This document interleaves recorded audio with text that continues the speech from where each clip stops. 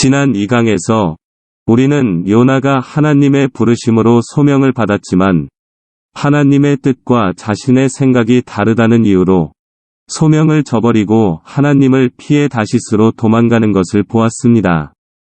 그러나 하나님은 니느웨의 구원 계획과 요나 선지자의 택하심을 끝까지 놓지 않으셨습니다. 오늘 3강에서는 바다에 던져진 요나 선지자를 하나님이 어떻게 구원하시는지, 그리고 요나 선지자가 어떻게 회개하고 여호와께로 돌이키는지를 보고 우리가 하나님을 어떻게 생각하고 있고 하나님에 대해 얼마나 알고 있는지 돌아보는 시간이 되면 좋겠습니다. 여호와께서는 매우 큰 물고기를 준비하셔서 요나를 삼키게 하셨습니다. 요나는 3일 밤낮을 그 물고기 뱃속에 갇혀 있었습니다. 요나서 1장 17절. 요나가 깊은 바다에 던져졌을 때 구원 되시는 하나님은 큰 물고기를 준비하셔서 요나를 살려내셨습니다. 요나는 물고기 뱃속에서 3일 밤낮을 보내게 됩니다. 이는 영혼이 스올로 내려가는 데 걸리는 시간으로 알려졌으며 죽음에 이르는 시간을 비유하는 표현이라고 합니다. 구약을 보면 유대인들에게 하나님은 피어갓, 즉 경외의 또는 두려움의 하나님이었습니다. 그런데 그 두려움도 두 가지 관점으로 나타나는 것을 볼 수 있습니다.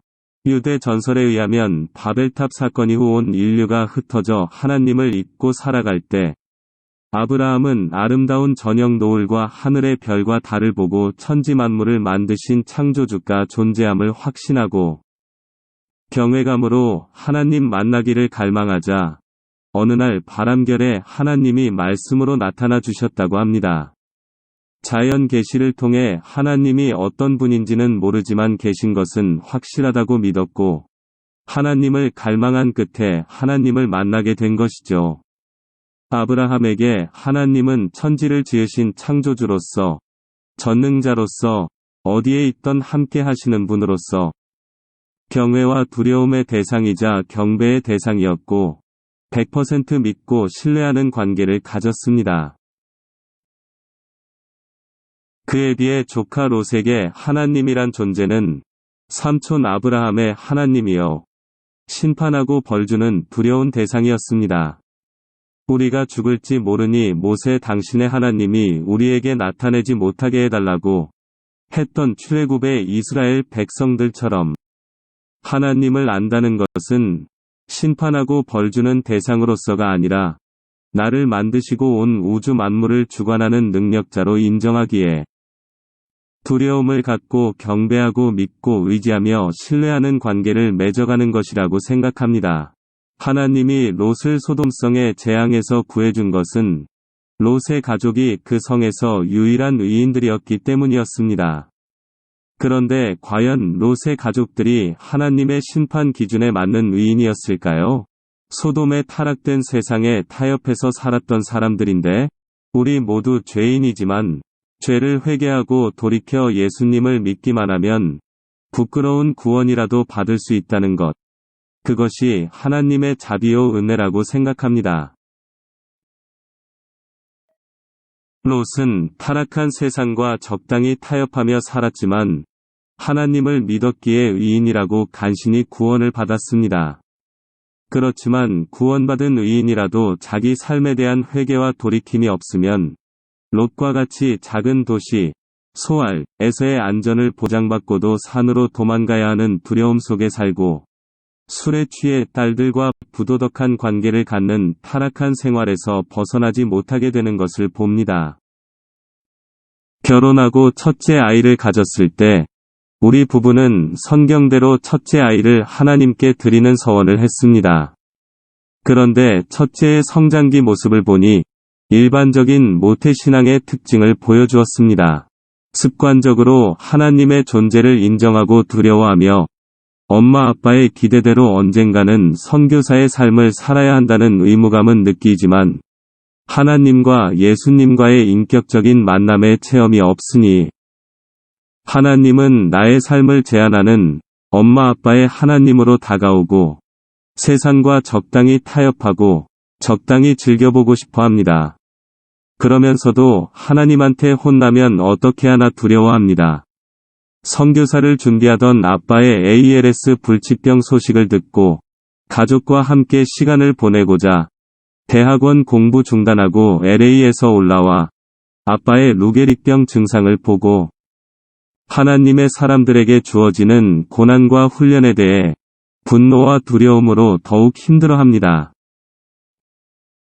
아빠의 사업을 정리해주고 나서는 늦은 나이에 돌연 군입대를 결정합니다. 힘든 군생활 중에 문득 아빠와 함께했던 단기 선교지에서 가졌던 하나님의 임재 경험을 떠올리고 살아오면서 가장 마음이 편하고 행복했던 시간이 언제였나 생각해보니 말씀 읽을 때와 기도할 때 단기 선교지에서 현지 아이들과 뒹굴 때였음을 깨닫고 다시 하나님께로 돌이켜 로마서 8장 31절에서 39절 말씀으로 삶이 완전히 바뀝니다. 하나님은 살아계시고 만물의 창조주이시며 진정한 행복의 근원이신 아버지라는 것을 고백하게 됩니다. 그리고 신학대학원을 지원합니다. 군목으로 몇 년 더 군생활을 한 뒤 선교지에서 고아 사역을 하기로 헌신합니다. 요나는 물고기 뱃속에 있으면서 그의 하나님 여호와께 기도했습니다. 내가 고통 중에서 여호와께 기도했더니 주께서 내게 응답하셨습니다. 내가 죽게 되었을 때에 부르짖었더니 주께서 내 목소리를 들어주셨습니다. 요나서 2장 1절에서 2절. 요나가 큰 물고기 뱃속에서 어떻게 3일 동안 살 수 있는지는 예수님의 십자가의 죽음과 부활처럼 하나님의 창조 능력으로만 이해될 수 있는 현상으로 볼 수 있을 것 같습니다.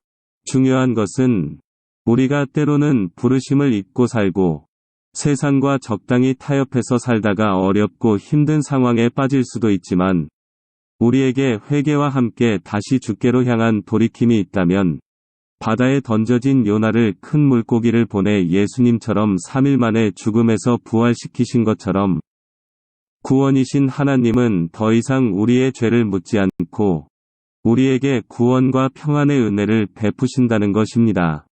내 목숨이 거의 사라져갈 때에 여호와를 기억하였더니 나의 기도가 주의 거룩한 성전에 이르렀습니다. 헛된 우상을 섬기는 사람들은 주께서 베푸신 은혜를 저버렸습니다. 그러나 나는 주께 감사하고 찬양하며 제물을 바칩니다. 주께 맹세한 것은 무엇이든 지키겠습니다. 구원은 여호와께 있습니다. 여호와께서 그 물고기에게 말씀하시니 물고기가 요나를 마른 땅 위에 뱉어놓았습니다. 요나서 2장 7절에서 10절. 소돔성의 유황불이 떨어지는 재앙을 경험한 롯이나 깊은 바닷물 속으로 던져졌던 요나 선지자 모두에게는 엄청난 트라우마가 생겼을 것입니다. 저도 지금도 문득 두 번이나 호흡장애로 인해 죽음으로 향하는 어둠의 깊은 수렁 속으로 까마득히 빠져들어갔던 트라우마가 있습니다. 그러나 롯은 하나님에 대한 신뢰가 없었기에 안전을 보장받은 소알 성읍에서도 하나님께로의 돌이킴을 갖지 못하고 세상을 바라보니 두려움의 산속으로 들어가게 됩니다. 감사로 제사를 드리는 자가 나를 영화롭게 하나니 그의 행위를 옳게 하는 자에게 내가 하나님의 구원을 보이리라. 시편 50편 23절. 감사로 제사를 드리는 자는 여호와를 영화롭게 한다고 했습니다. 큰 물고기 뱃속에서 죽음을 앞둔 순간의 요나 선지자는 감사와 찬양의 제물을 바치고 회개와 함께 구원은 여호와께 있음을 고백합니다. 이러한 하나님께로의 돌이킴이 있었기에 요나는 부활하여 다시 부르심, 소명을 받게 됩니다. 군대에서 주께로 돌이킨 첫째가 아빠가 평안 가운데 웃음 잃지 않고 인내하며 믿음을 굳건히 지키는 모습을 보며 하나님의 사람들의 고난은 하나님의 변장된 축복임을 깨닫게 되었다고 합니다. 제가 뜻하지 않게 불치병 판정을 받고 순간 당황스러웠지만 바로 터져나온 것은 감사였습니다.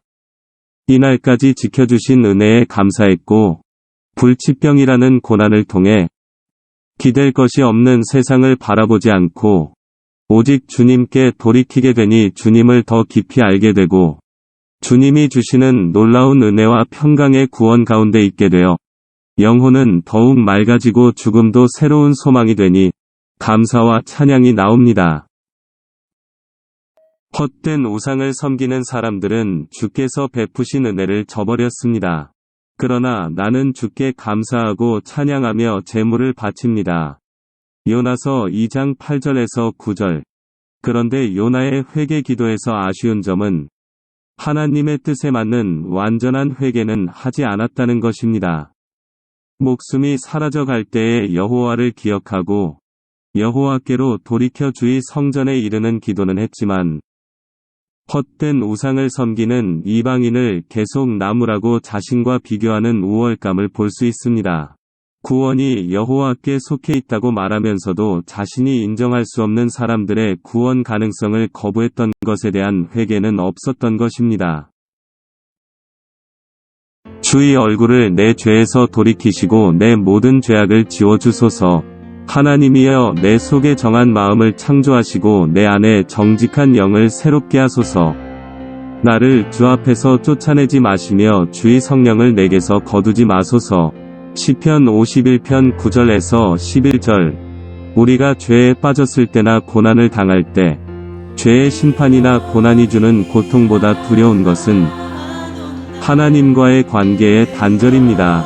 우리의 힘으로 어쩔 수 없다면 회개하고 오직 주께로 돌이켜 주의 긍휼과 자비를 베푸셔서 은혜와 평강으로 구원해 주시기를, 우리 마음의 정직한 영을 새롭게 해 주시기를 간구합시다. 각자 마음에 감동을 주시는 것을 가족이나 교우들과 서로 나눔의 시간을 가지면 좋겠습니다. 나눔 1. 사랑하는 사람이나 가족의 아픔이나 죽음으로 인해 또는 견디기 힘든 고난으로 인해 하나님과의 관계에 섭섭함이나 소원해진 경험이 있으면 나눠보세요. 2. 나에게 하나님은 어떤 대상, 성품으로 다가오는지 나눠보세요. 함께 해주셔서 감사합니다.